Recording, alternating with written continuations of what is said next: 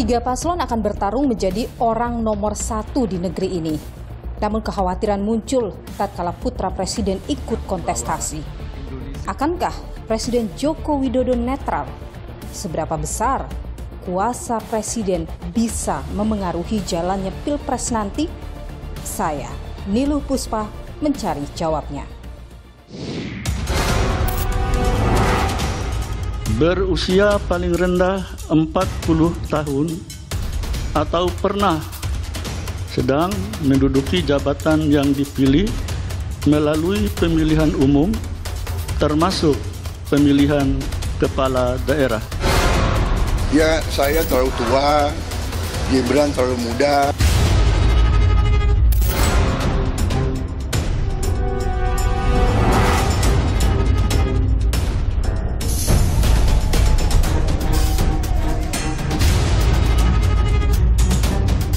Berkaitan dengan benturan kepentingan yang mulia. Kenapa saya pakai baju hitam? Karena saya sebagai hakim Mahkamah Konstitusi sedang berkabung. Masyarakat sudah menilai marwah Mahkamah Konstitusi menjadi terpuruk. Pada tahun 2024-2025, kita mempunyai tugas menjalankan kewenangan dan fungsi yang sangat berat, yaitu mengadili persoalan pilpres, pileg, dan pilkada. Oleh karena itu, kita sudah bersepakat untuk segera membentuk MK-MK. Dengan MK-MK ini kemudian nanti putusannya akan mampu mengembalikan lagi kepercayaan publik pada Mahkamah Konstitusi. Banyak pendukung yang kecewa ketika tiba-tiba Mahkamah Konstitusi memutuskan hal yang di luar dugaan. Apa potensi yang muncul dengan ada gesekan seperti itu, Mas? Saya yakin TNI Polri juga lebih nyaman kalau netral, kok. Tetapi ketika ada pemimpin paling tinggi yang memberikan perintah tidak netral, apakah berani untuk tidak melakukan itu? Menggerakkan alat negara, Anda belum membaca itu terjadi sekarang. 3 paslon resmi mendaftar. Lengkap sudah pasangan Capres-Cawapres yang siap berlaga di Pilpres 2024. Mereka siap mengambil hati rakyat hingga hari pencoblosan 14 Februari 2024. Namun ada yang berbeda di Pilpres 2024. Sang putra mahkota turut berlaga. Si sulung Presiden Jokowi, Gibran Rakabuming Raka, maju sebagai Cawapres Prabowo. Secara resmi, kita telah mendaftar sebagai calon presiden dan calon wakil presiden Republik Indonesia. Munculnya nama Gibran tak lepas dari dikabulkannya gugatan batas usia Capres-Cawapres oleh Mahkamah Konstitusi. Putusan yang dibacakan Ketua MK Anwar Usman yang juga adalah paman Gibran mengundang kontroversi. Putusan ini disebut sebagai siasat memuluskan langkah Gibran maju Pilpres. Sebuah tudingan yang tak main-main, apalagi sentimen negatif terus berlanjut. Pasca penetapan Gibran sebagai Cawapres, dugaan praktik politik dinasti, Presiden Jokowi mengemuka. Survei terbaru Litbang Kompas menangkap hal ini. Kita ingin menangkap respon publik, ya, persepsi publik, ya. Dan hasilnya memang ada 60,7% yang mengatakan publik mengakui, responden mengakui bahwa ketika Gibran itu maju dia sebagai Cawapres, itu adalah bentuk dari politik dinasti.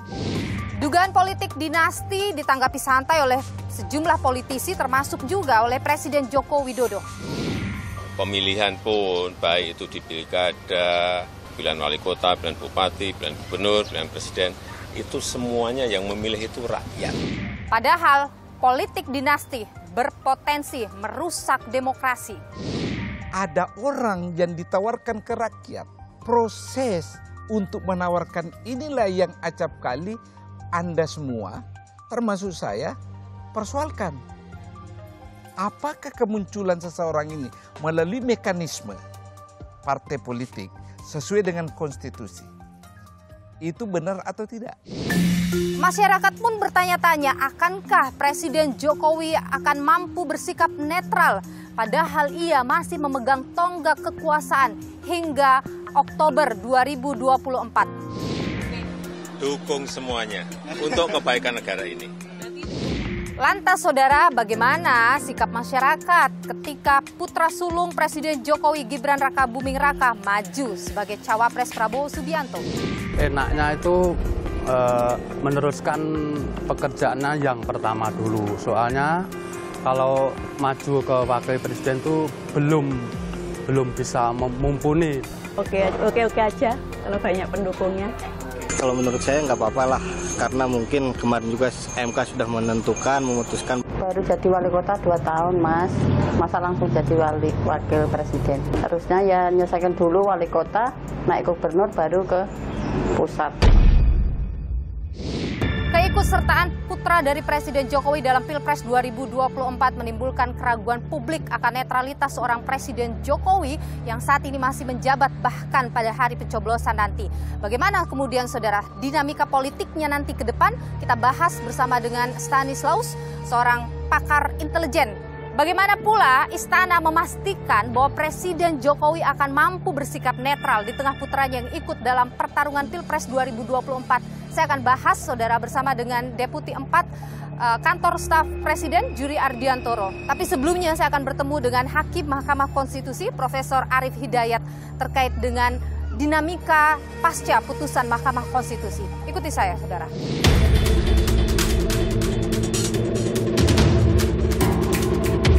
Dengarkan putusan dulu ya. Sebentar saja yang mulia.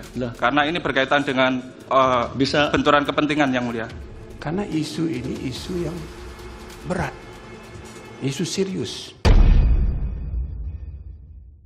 Sekarang ada kecenderungan sistem ketatanegaraan dan sistem bernegara yang sudah jauh dari keinginan pembukaan Undang-Undang Dasar 45.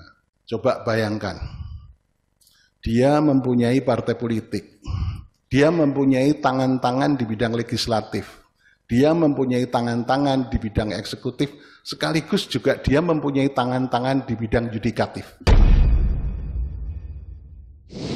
Saudara, putusan Mahkamah Konstitusi yang dianggap membuka jalan bagi putra sulung Presiden Jokowi Gibran Rakabuming Raka maju sebagai cawapres menuai polemik tidak hanya di masyarakat tapi juga di internal Hakim Mahkamah Konstitusi. Apa yang terjadi saudara? Bersama saya sudah hadir Hakim Mahkamah Konstitusi Republik Indonesia Profesor Arief Hidayat.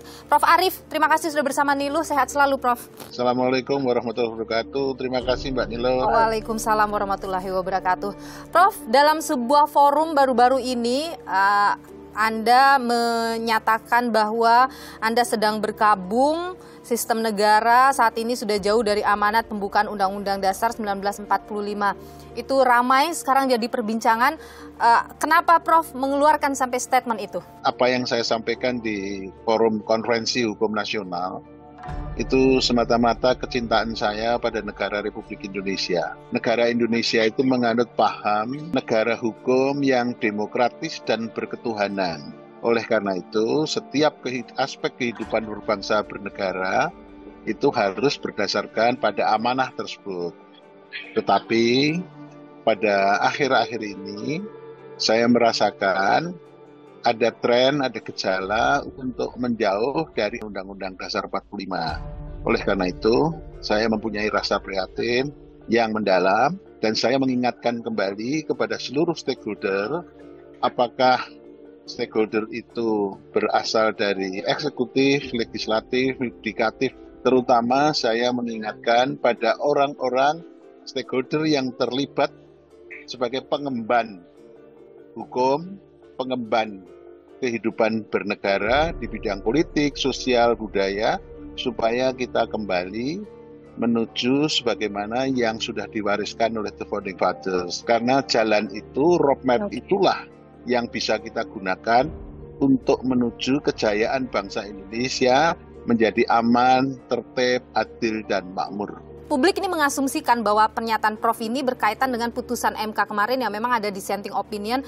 Anda adalah termasuk orang yang tidak setuju dengan putusan MK itu atau berbeda pendapat. Karena negara Indonesia adalah negara berketuhanan, maka saya mengharapkan kita bisa menjalankan hukum sesuai dengan sinar ketuhanan yang Maha Esa. Jadi ada kegelisahan, kita itu bertanggung jawab tidak sekedar kepada nusa dan bangsa, tapi bertanggung jawab kepada Allah Subhanahu wa Ta'ala dalam terminologi saya seorang Muslim, itu loh kok begitu, kita jangan sampailah kita menjadikan hukum diplesetkan ke sana kemari, mari kita tegak lurus menjalankan hukum dengan sebaik-baiknya itu. Apa yang terjadi pasca putusan MK itu, Prof, menurut Prof memang sudah merusak konstitusi negara kita dengan memperbolehkan itu? Saya menjadi hakim konstitusi sudah 12 tahun. Saya menemukan keganjilan dan keanehan-keanehan pada waktu menangani perkara ini. Apa saja itu, Prof, keanehan yang Anda rasakan? Keanehan-keanehan itu saya sudah tidak bisa berkomentar banyak, mohon maaf. Baca keanehan-keanehan itu sudah saya tulis di dalam dissenting opinion saya. Tapi kalau kita bicara soal putusan MK kemarin ya, Prof, kan ada dissenting opinion dari 4 hakim, dari total 9 hakim ada 4 yang tidak atau berbeda pendapat. Kemudian ada juga2 hakim yang mengabulkan tapi tidak mengabulkan. Ya, karena dia namanya bedalah pandangannya gitu. Begitu ya soal. Iya, betul. Itu hal yang wajar, hal yang biasa terjadi dan yang tadi itu, yang 2 itu bisa dimasukkan sebagai yang sependapat begitu, Prof. Ini mohon maaf Mbak Nilo, saya tidak boleh berkomentar mengenai hal ini, tetapi saya di dalam dissenting opinion saya memaparkan fakta bahwa perkara 90 itu pernah dicabut. Kemudian pencabutan itu ditarik kembali, maka saya berpendapat di dalam dissenting saya mengatakan ini semestinya digugurkan. Karena menurut saya, berdasarkan PMK, ini bisa menurunkan marwah dan bermain-main atau tidak bersungguh-sungguh dalam mengajukan permohonan. Itu yang bisa saya sampaikan dan itu sudah saya sampaikan di dalam dissenting opinion saya. Kalau terkait dengan pelaporan yang ditujukan kepada Hakim MK, bagaimana Prof? Apakah Anda ingin mengomentari itu?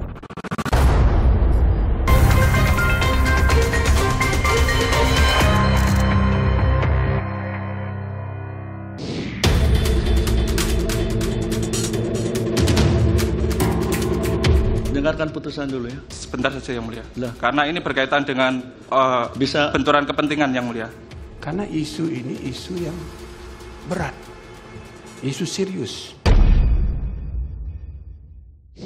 Ada dugaan pelanggaran kode etik yang sangat sistematis dan terorganisir.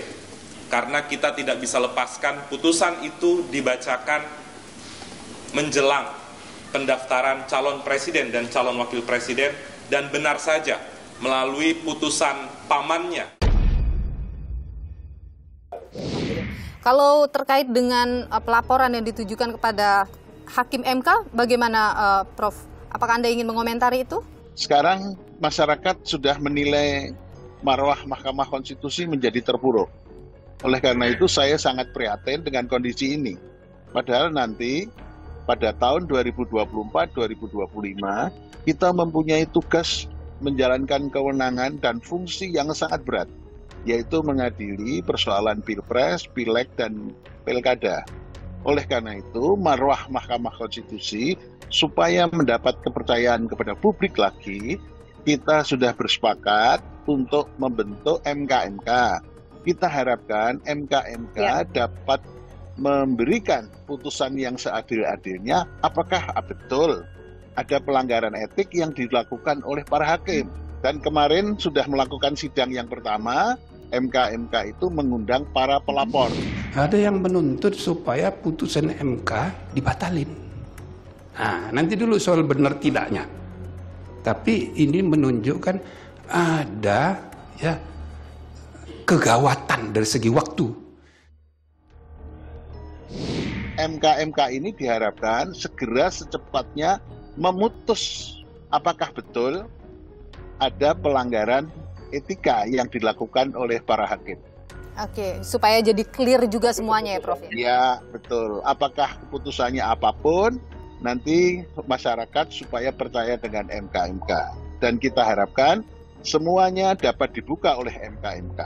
Anda optimis, Prof, dengan MK-MK ini kemudian nanti putusannya akan mampu mengembalikan lagi kepercayaan publik pada Mahkamah Konstitusi? Siapa yang tergabung atau yang diminta untuk menjadi anggota dari MK-MK, itu adalah tokoh-tokoh yang mempunyai integritas, mempunyai kapasitas, mempunyai kompetensi, yang luar biasa.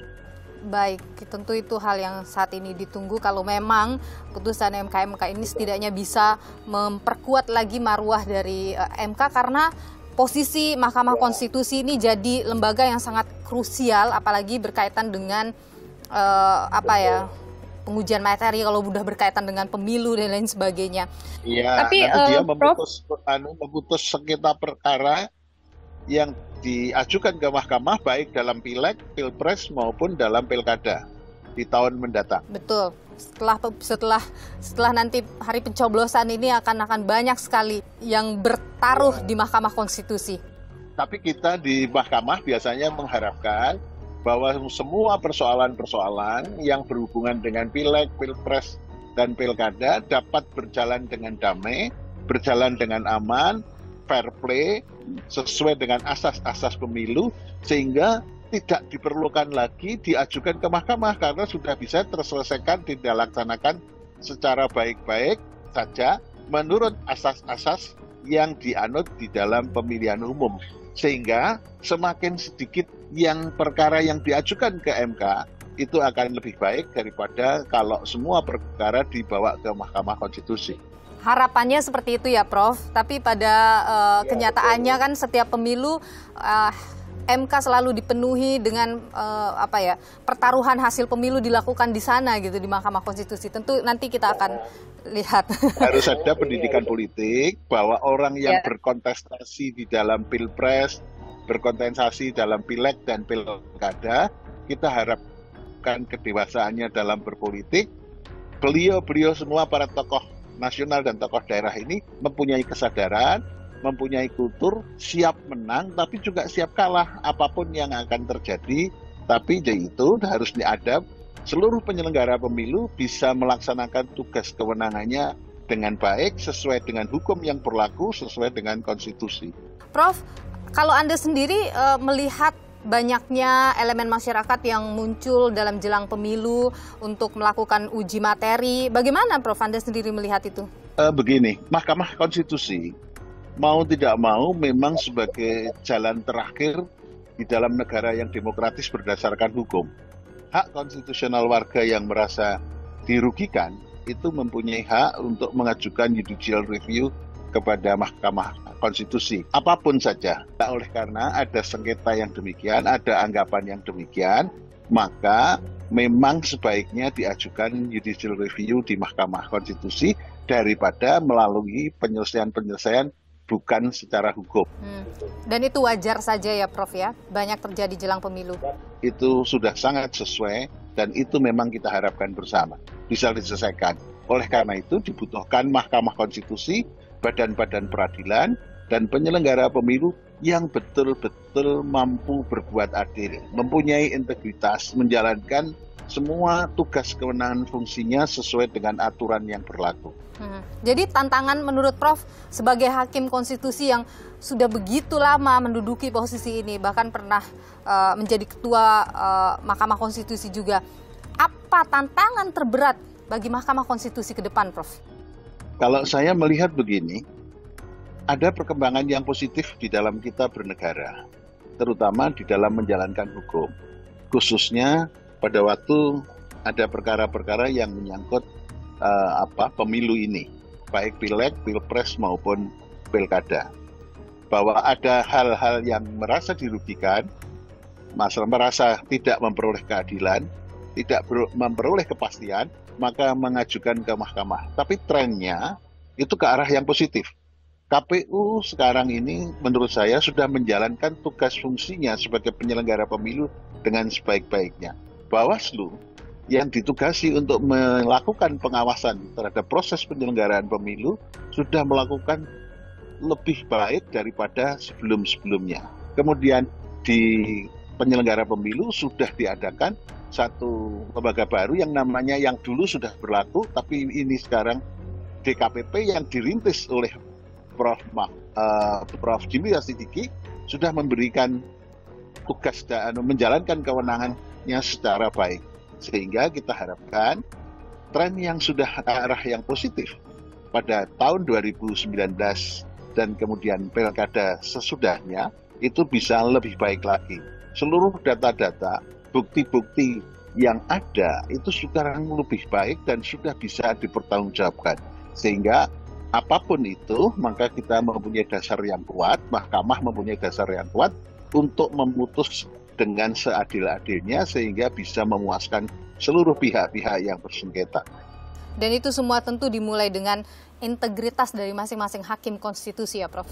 Integritas dan etiket baik seluruh komponen bangsa untuk bernegara dengan sebaik-baiknya.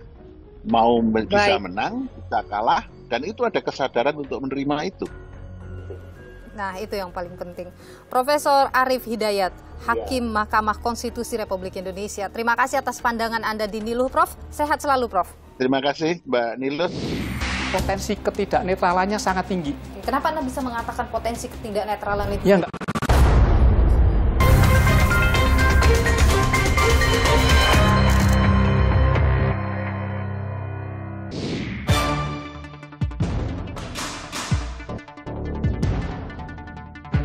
Sejauh ini kalau misalkan dia masih mempunyai jabatan sebagai presiden, bahwasanya dia harus memiliki rasa netral ya. Tidak boleh ada sangkut pautnya dengan keluarga. Presiden Jokowi itu harus bersikap netral.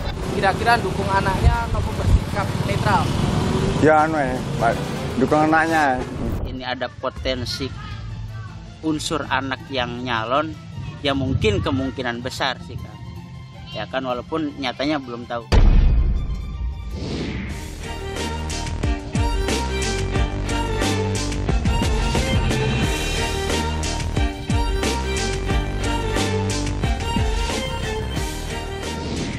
Pasca pendaftaran Capres-Cawapres, situasi politik yang dinamis pun ada kekhawatiran muncul dari publik terkait dengan terselenggaranya pemilu yang bisa berlangsung secara jujur dan adil setelah masuknya putra Presiden Jokowi di bursa Pilpres 2024.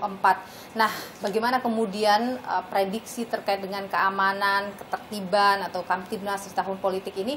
Kita bahas, saudara, bersama dengan pakar intelijen dari Universitas Indonesia, ada Stanislaus Rianta. Terima kasih Bung Stan, sudah bersama Niluh, sehat selalu. Jadi sekarang sudah jelas ya, peta politiknya sudah sangat jelas begitu. Saya yakin Anda juga sudah punya data. Apa yang bisa Anda bagikan ke kami? Kalau kita belajar dari 2019, kita meminjam istilah ilmu alam, episentrumnya dulu Jakarta. Sekarang menyebar episentrumnya, ada 3 tempat. Yang pertama Jawa Timur, karena di situ menjadi pertarungan antara pendukungnya Pak Mahfud dengan Muhaimin Iskandar.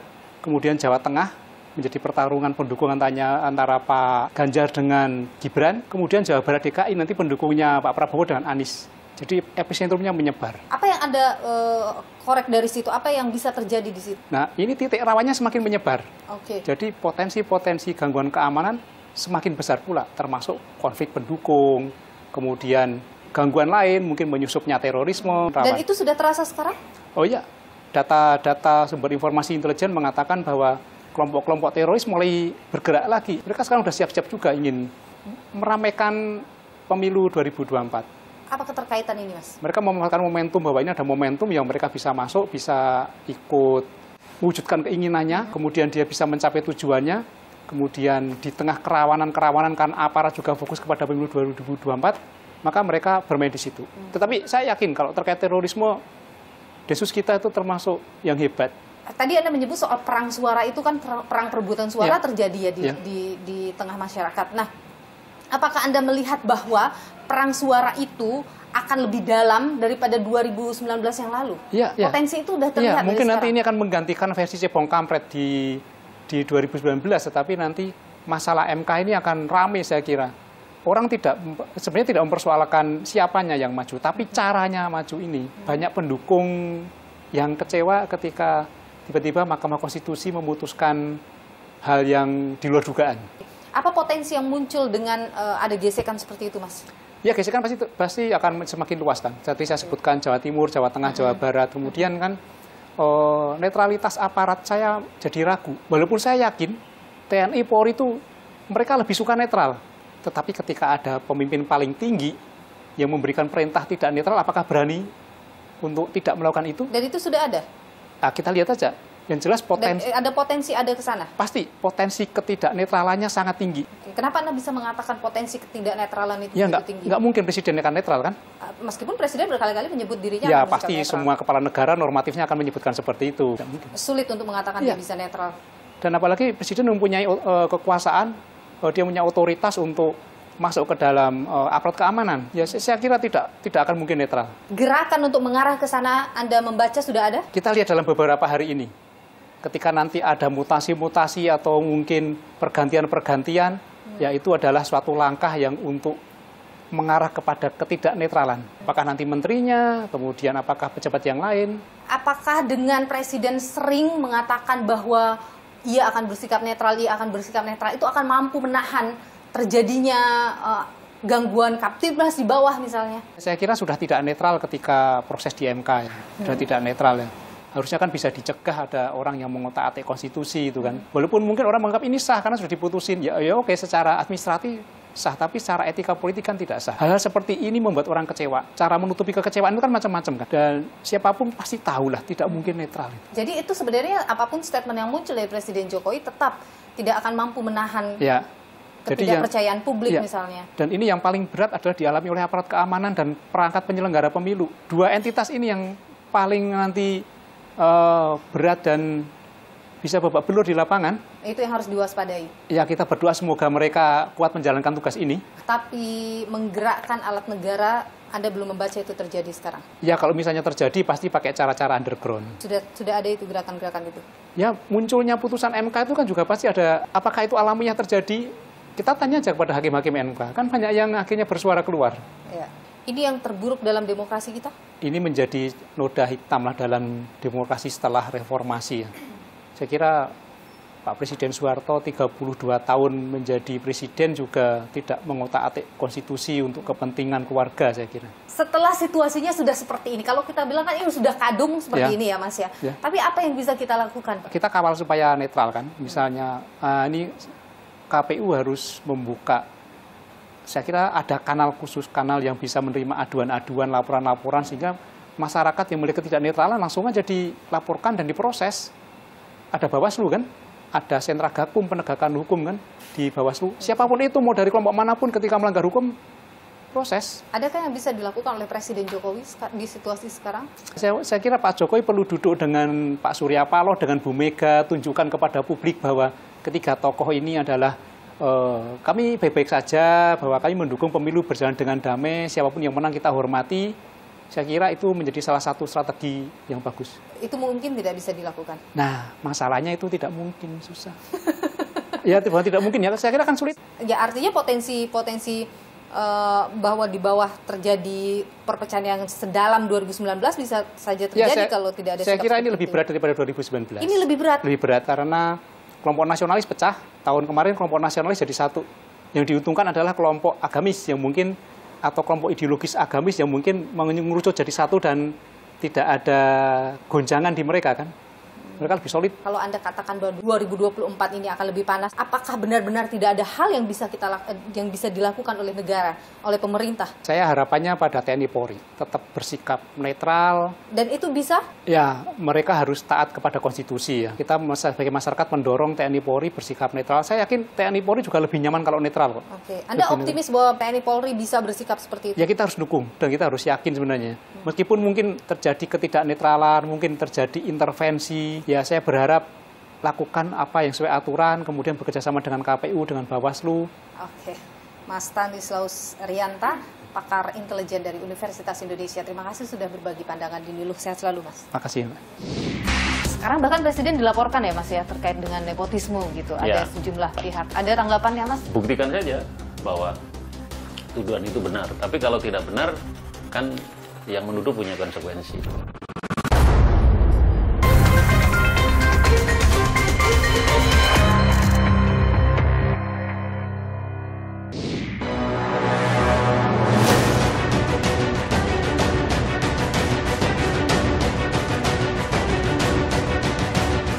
Orang tua itu hanya mendoakan dan merestui.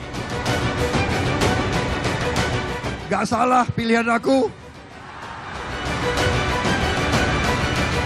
Saya terlalu tua Gibran terlalu muda, ini itu, ya ini namanya politik Indonesia. Pak Prabowo, tenang saja Pak. Saya sudah ada di sini. Untuk debat cawapres, apakah mungkin sudah ada persiapan? Siap. Majunya Gibran Rakabuming Raka sebagai calon wakil presiden menimbulkan banyak pertanyaan dari publik, apakah Presiden Jokowi bisa nanti benar-benar bersikap netral di Pilpres 2024. Kita perbincangan hal ini, saudara, bersama saya sudah hadir Juri Ardiantoro, staf Presiden yang membidangi informasi dan komunikasi politik. Terima kasih Mas Juri sudah bersama Nilu, sehat selalu. Jadi setelah majunya Mas Gibran, pertanyaan publik, Presiden tidak mungkin akan bisa netral. Bagaimana menjawab itu, Mas? Tentu saja kita nggak bisa menolak atau tidak bisa mengabaikan kesan banyak orang atau mungkin juga persepsi banyak orang. Toh faktanya memang putra beliau mencalonkan diri menjadi cawapres. Jadi kesan itu nggak bisa dibendung. Tetapi kita juga harus percaya bahwa Presiden telah menyatakan bahwa akan berdiri di atas semua kontestan. Sebagai seorang presiden tentu punya kekuasaan yang besar, punya power yang besar. Itu dikhawatirkan akan digunakan. Menggunakan kekuasaannya, menggerakkan alat negara misalnya untuk memenangkan salah satu paslon, ya dalam hal ini putranya. Kalau kemudian ada kecurigaan terkait dengan misalnya pemanfaatan kekuasaan, kecurigaan pemanfaatan sumber daya pemerintah untuk pemenangan calon, saya kira semua orang juga bisa melihat, bisa mengawasi. Ya, dalam hal ini dalam hal ini masyarakat menarik dari kasus Mahkamah Konstitusi itu kemudian dianggap bahwa ada penggunaan kekuasaan untuk membukakan jalur atau jalan bagi Mas Gibran untuk bisa maju. Nah, dicurigai nih hal-hal kayak gini bisa terjadi terus nih, bagaimana Mas? Iya, sulit kita untuk menghindari dari kecurigaan-kecurigaan ya. Tetapi kita percaya saja bahwa seluruh aktor yang bermain di dalam politik ini, dan kita himbau, kita minta untuk bekerja, untuk bertindak, untuk bersikap, dan membuat kebijakan yang tidak merugikan atau menguntungkan salah satu pasangan calon di dalam Pilpres atau dalam pemilu pada umumnya. Ya. Bagaimana pemerintah memastikan bahwa itu akan berjalan sesuai dengan aturan? Kalau dikaitkan dengan Mahkamah Konstitusi kan wilayah yudikatif. Ya. Jadi Presiden sebagai kepala pemerintahan, sebagai eksekutif, tidak masuk ke dalam wilayah itu. Nah, persinggungan-persinggungan kepentingan yang mungkin dibaca oleh publik itu ada kaitannya ya, itu akhirnya kita serahkan kepada publik. Bahwa kesan itu tentu saja bisa muncul, tetapi Presiden sekali lagi, pemerintah sekali lagi mengatakan, ya kita nggak ikut di dalam proses itu. Pemerintah menjamin bahwa akan menjauhkan diri dari hal-hal yang berpotensi menimbulkan kecurigaan publik, sehingga itu kan dampaknya adalah ketidakpercayaan publik pada pemerintah. Memang sudah seharusnya pemerintah itu tidak boleh terlibat dan melibatkan diri di dalam kontestasi pemilu. Jadi ketersinggungan, irisan kepentingan seperti yang terjadi dalam kasus MK misalnya, itu tidak akan ada lagi ya Mas ya? Bukan begini. Yang dipertontonkan seolah-olah itu kan ada ada tangan Presiden juga ikut di situ. Kita sulit untuk menjelaskan tentang seolah-olah itu ya. Ya begitu, faktanya bahwa kita atau pemerintah dan kita percaya Presiden tidak ikut campur di dalam proses yudikatif, bahwa kemudian orang membaca sebaliknya, ya nggak bisa kita tolak. Sekarang bahkan Presiden dilaporkan ya Mas ya, terkait dengan nepotisme gitu, ada sejumlah pihak. Ada tanggapannya Mas dari Presiden? Ya, saya sudah Presiden ngomong juga. Buktikan saja bahwa tuduhan itu benar. Tapi kalau tidak benar, kan yang menuduh punya konsekuensi begitu. Apalagi yang dituduh adalah Presiden. Jadi hati-hati di dalam membangun argumentasi atau alasan untuk mengadukan seseorang ke lembaga peradilan. Anda memberi warning ini kepada mereka? Bukan warning, tapi sama saja kita semua. Apakah tuduhannya benar atau tidak? Menurut Anda tuduhan itu tidak berdasar? Ya faktanya dia belum bisa menyampaikan fakta-fakta. Tapi mungkin nanti di pengadilan kita lihat. Tapi Presiden sekali lagi sudah clear ya mengatakan tidak ada kaitannya dalam proses ini di mana tangan dia mencampuri putusan lembaga yudikatif. Apa yang ingin Anda sampaikan kepada masyarakat Mas soal ketika dalam proses yang sekarang berjalan, kepercayaan publik atau di media sosial itu kan statement-statement negatif itu muncul terus. Dikhawatirkan nanti hal ini akan membuat terjadinya perpecahan di tengah masyarakat atau gesekan-gesekan yang kemudian berujung kepada bermasalah atas Kamtibnas misalnya. Kita berpengalaman dalam penyelenggaraan pemilu demokratis, pemilu langsung.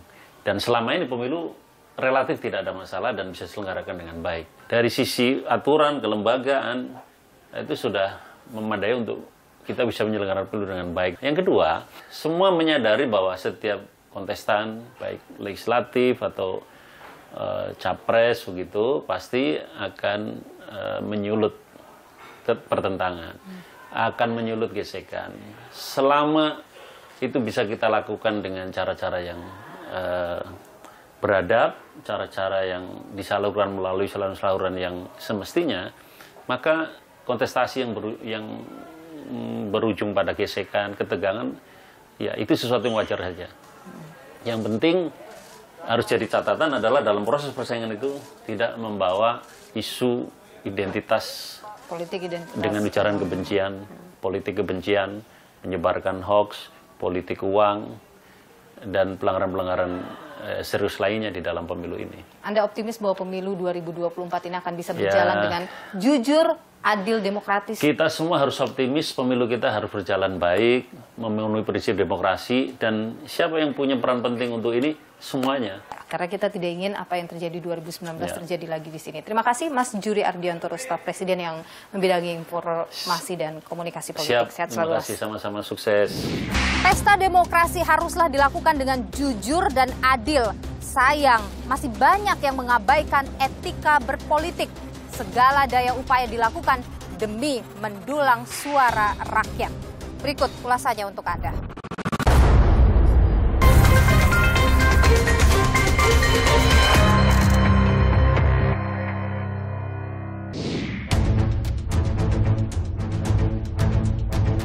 Semuanya cocok, Pak Anies dengan Pak Muhaimin cocok, Pak Ganjar dengan Pak Mahfud cocok, Pak Prabowo juga cocok.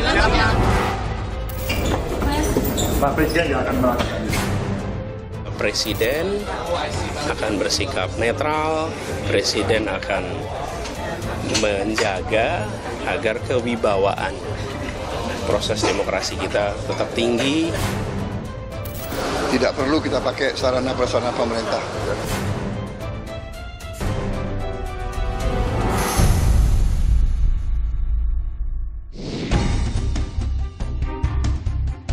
Dinamika politik jelang pemilu 2024 kian memanas. Berbagai upaya dilakukan politisi demi mendulang suara meski melanggar aturan. Saat kampanye belum resmi dimulai misalnya, baliho, spanduk hingga selebaran ajakan memilih politisi tertentu beredar di ruang publik. Akibatnya atribut-atribut kampanye ini dicabut pemerintah daerah setempat. Bentuk pelanggaran lainnya berkampanye di fasilitas milik negara seperti yang dilakukan musisi Ahmad Dhani. Dhani menggelar konser musik di wilayah militer Angkatan Udara di daerah Tasikmalaya, Jawa Barat.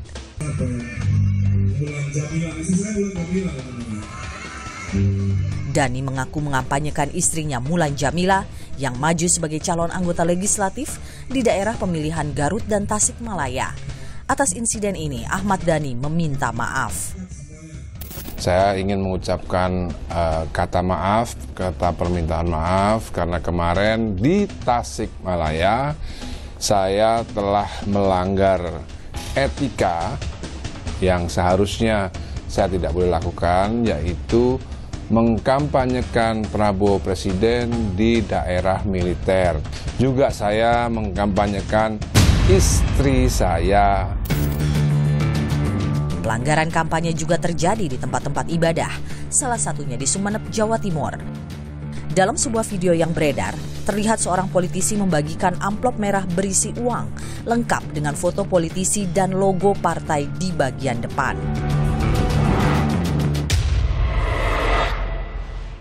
Sementara itu, di Kalimantan Selatan, beredar video sebuah sajadah dengan bordir nama seorang anggota legislatif. Namun, pemilik video enggan membeberkan nama dan partai yang tertera. Pelanggaran-pelanggaran para calon legislatif ini ditelusuri Badan Pengawas Pemilu daerah setempat. Jauh sebelum Prabowo mendeklarasikan pasangan cawapresnya, beredar juga sebuah video viral tentang tumpukan kaos bertuliskan Prabowo Gibran. Namun, Gibran mengaku tak mengetahui perihal kaos tersebut.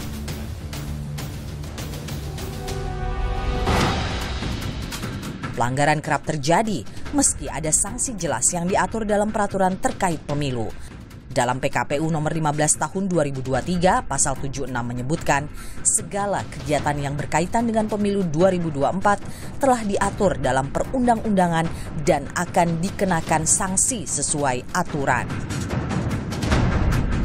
Pemilu adalah ruang keberlangsungan demokrasi bangsa, namun tantangan tak pernah sepi dalam pesta 5 tahunan ini. Perkumpulan untuk Pemilu dan Demokrasi Perludem menilai tantangan pemilu 2019 berpotensi terjadi lagi pada 2024 lantaran instrumen hukumnya tidak berubah. Lantas bagaimana para baca pres memandang pemilu 2024? Yakinkah mereka pemerintah mampu bersikap netral sehingga tercipta pemilu yang jujur, adil, dan demokratis? Kami sering bertemu dengan banyak orang-orang yang sayang pada Pak Presiden. Dan mereka-mereka yang sayang ini menitipkan pesan untuk Bapak Presiden bisa menjaga netralitas. Dan beliau orang baik, insya Allah juga akan mendukung sistem demokrasi yang baik. Dan mudah-mudahan tadi apa yang disampaikan oleh beliau juga insya Allah akan bisa dilaksanakan. Nah, tugas kita, yuk kita jaga bersama-sama pemilu ini damai. Jadi beliau juga berharap suasana bagus dan kita juga berharap suasana baik. Rangkaian kegiatan menuju pemilu 2024 yang tinggal beberapa bulan lagi merupakan tahapan krusial keberlangsungan negara. Masyarakat maupun pemegang kepentingan harus sama-sama menaati aturan pelaksanaan pemilu 2024. Badan Pengawas Pemilu (Bawaslu) diharapkan tegas menindak segala bentuk pelanggaran untuk keberhasilan pemilu 2024. Menjadi negarawan haruslah mengedepankan kepentingan rakyat di atas kepentingan pribadi atau golongan. Hindari penyalahgunaan kekuasaan. Demokrasi di Indonesia telah melalui jalan panjang. Jangan sampai kita sia-siakan dan alami kemunduran. Mari kita kawal pemilihan umum agar berjalan jujur, adil, dan demokratis. Ikuti terus perkembangan seputar pemilu hanya di Kompas TV, independen, terpercaya. Saya, Niluh Puspa, sampai jumpa.